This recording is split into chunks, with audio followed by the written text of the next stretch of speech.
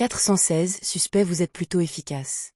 Après avoir reçu l'avertissement, vous avez rapidement découvert le problème et trouvé les indices. Au lieu de le confirmer vous-même, vous m'en informez désormais directement, avec l'intention d'exploiter cette problématique pour l'audit final? Pas étonnant que vous n'ayez pas répondu lorsque je vous ai demandé la date de fin de l'audit. L'esprit de Franca s'est emballé alors qu'elle comprenait les véritables intentions de Bronze Sauron, représentant la secte des démons. Admirant l'apparence et le comportement de la démone, elle sourit et demanda: « Est-ce juste un soupçon ?» Elle invitait l'autre partie à fournir plus de détails.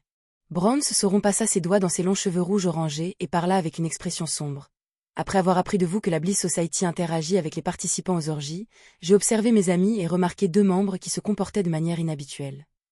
L'un d'eux est de nouveau tombé amoureux d'un homme et est entré dans une relation amoureuse.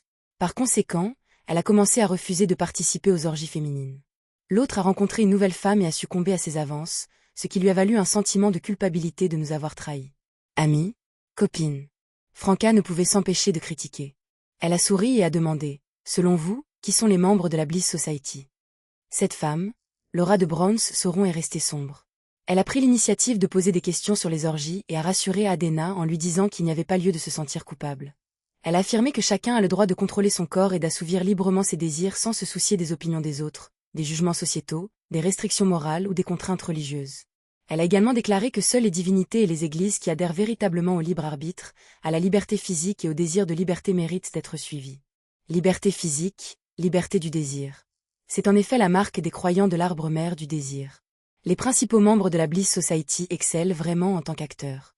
Leurs talents d'acteurs sont remarquables. Ils peuvent astucieusement emballer l'indulgence et la débauche, présentant les désirs comme une manifestation de la volonté, diminuant subtilement l'importance de la rationalité, de la clarté et de la réflexion réfléchie. Franca claqua la langue et soupira intérieurement. Pour une démone du plaisir, cette approche s'est avérée très efficace. Si les humains environnants le croyaient, elle pourrait rapidement les plonger dans un plaisir intense et authentique, les faisant se perdre dans un océan d'indulgence. Les conséquences et les effets à long terme étaient généralement ignorés par la plupart des démonesses, car elles auraient déjà digéré la potion à ce moment-là. Cependant, Franca pouvait discerner que Bronze Sauron était possessif et ne voulait pas que ses copines s'engagent avec des humains en dehors des orgies. Cela ressemble certainement à la Bliss Society, remarqua objectivement Franca. Bronze ajouta avec une expression sombre: « Quant à l'autre, l'amant se préoccupe principalement de l'argent, des maisons, des banquets, des vacances et de divers articles de luxe. Il est évident qu'il s'agit d'une courtisane.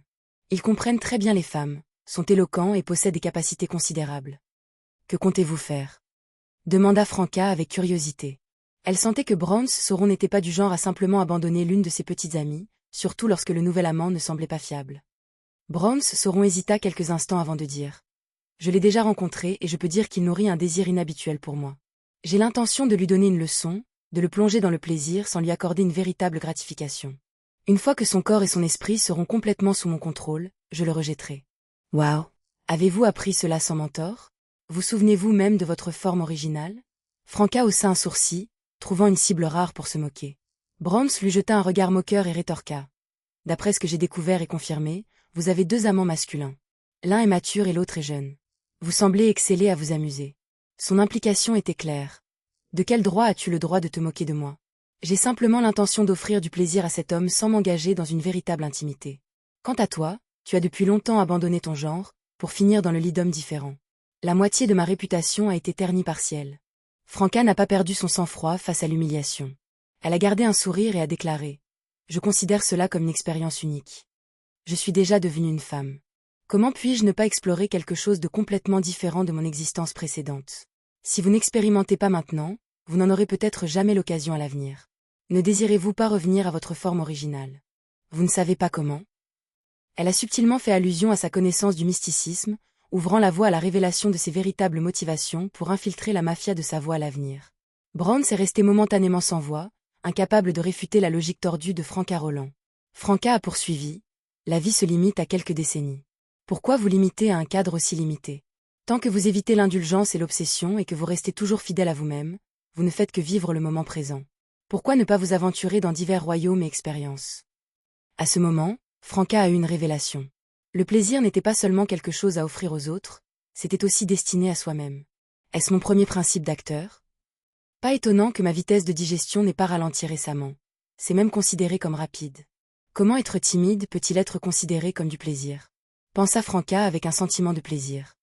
Browns resta silencieux pendant quelques secondes avant de parler. Votre état d'esprit dépasse mes attentes, mais avec cet état d'esprit, il sera très, très difficile pour vous d'accomplir un rituel, d'avancer vers l'affliction ou d'éprouver de la douleur et de l'infliger. Je me concentre actuellement sur le plaisir.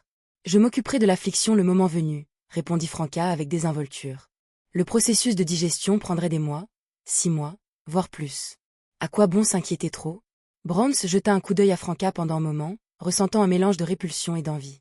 Ce n'était pas qu'elle le désirait, mais les démons qu'elle avait rencontrés, que ce soit dans des séquences supérieures ou celles qui venaient de consommer la potion de sorcière, manquaient de ce calme et de cet éclat. Chacun d'eux portait ses propres distorsions, conflits et souffrances, et certains étaient même au bord de la folie. Browns a décidé de ne pas approfondir sa philosophie personnelle et a remis la conversation sur les bons rails. Adena a rencontré le membre présumé de la Bliss Society lors d'une exposition d'art. Elle s'appelle Teresa et vient d'une ancienne famille noble. Elle est maintenant marchande d'art. J'ai mené une enquête. Son identité et son nom sont réels, mais ils ne lui appartiennent pas. En d'autres termes, il existe une véritable marchande d'art nommée Teresa. Elle se fait passer pour elle et a modifié son apparence pour se rendre plus attrayante. Cela correspond aux caractéristiques d'un acteur, comme vous l'avez mentionné. Lorsqu'Adena a eu un contact intime avec elle, elle a également expérimenté les capacités d'une accro au sexe. J'ai essayé de la suivre plus tôt, mais j'étais trop prudent et j'ai perdu sa trace. Adena a un rendez-vous avec elle ce soir. Franca a écouté attentivement puis a demandé pensivement. Pouvons-nous faire confiance à Adena maintenant? L'expression de Browns s'est déformée lorsqu'elle a répondu. On peut lui faire confiance. Franca n'a pas insisté davantage et lui a rappelé délibérément. Alors, aura-t-elle un comportement inhabituel lors de son rendez-vous avec Teresa ce soir? Elle a affaire à un acteur. Peut-être. Elle a besoin d'un psychiatre ou d'un au-delà du spectateur encore plus puissant pour lui poser un signal ou l'hypnotiser. Cela l'aidera à maintenir son état normal et empêchera Teresa de devenir méfiante. Si vous n'en trouvez pas un rapidement, je peux présenter quelqu'un, mais cela aura un coût. L'expression de Browns s'adoucit alors qu'elle acquiesçait. Vous êtes en effet plus expérimenté que moi. Après son soupir, elle a souri et a demandé. Est-ce que ce psychiatre est aussi un homme? Franca a été déconcertée. Oui. Et, quelle image as-tu de moi? Les deux se sont abstenus silencieusement de discuter de quel côté traiteraient les questions suivantes après avoir identifié la fausse Teresa. C'était comme s'ils étaient déjà parvenus à un accord tacite. À 19h, dans le quartier de la maison d'opéra, juste à l'extérieur du Delan Music Hall, Franca et Lumian, tous deux vêtus de pantalons clairs, se dirigent vers l'entrée en se tenant discrètement par les bras. Ils avaient utilisé Lee pour modifier leur apparence et leur taille, s'assurant qu'ils ne seraient pas reconnus par quiconque qu'ils pourraient connaître. La cible de cette opération était la femme entrant dans la salle de concert, à environ 7 à 8 mètres. Parmi elles, Adena, une participante aux orgies féminines de la Maison Rouge, avait de longs cheveux jaune clair avec une frange fine et bouclée. Son visage était poudré, ses yeux bleus clairs et son aiguilleret, ce qui la rendait plutôt attirante.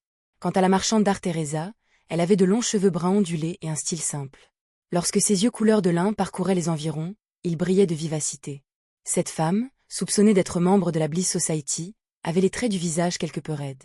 Il manquait de douceur mais dégageait quand même un charme étrange. À l'intérieur de la petite salle de concert, Lumian et Franca trouvèrent leur siège puis se verrouillèrent rapidement sur l'emplacement de Teresa et Adena, les observant discrètement de derrière. Franca regardait avec intérêt Adena et Teresa s'appuyer l'une contre l'autre, feignant l'intimité. Il était dommage que, malgré sa prétention d'aimer les femmes, l'expérience limitée de Franca tournait principalement autour de taquiner les autres amants de Gardner Martin.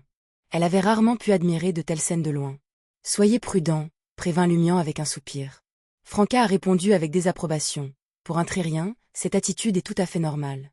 Regardez autour de vous. Les autres ne vous regardent-ils pas ouvertement aussi? Lumian renifla et n'insista pas plus loin. Leur objectif immédiat était l'observation, pas la filature. Il était crucial d'évaluer la situation de la cible avant d'entreprendre toute action.